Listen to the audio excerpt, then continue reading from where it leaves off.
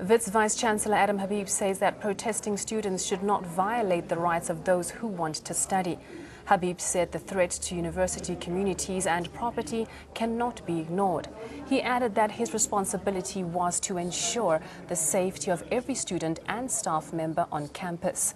The WIT's rector lamented that the university principals now have to worry about safety issues instead of research and teaching.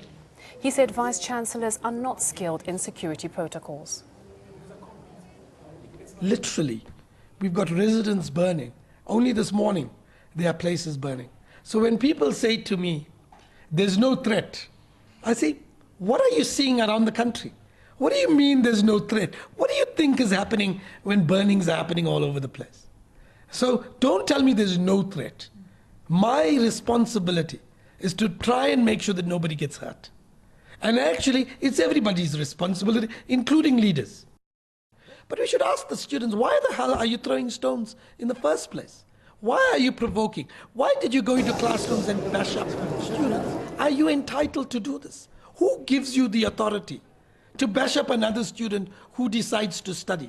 Who gives you the authority to violate somebody else's rights? You often too quickly demand your own rights. But what about other people's rights? In the 1980s, there was a very dangerous call made by some people. It said, no education before liberation. And it destroyed a generation.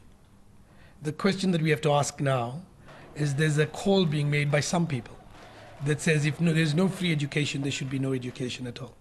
I think it's an irresponsible call. It could destroy a generation. And I think that we cannot allow that to happen.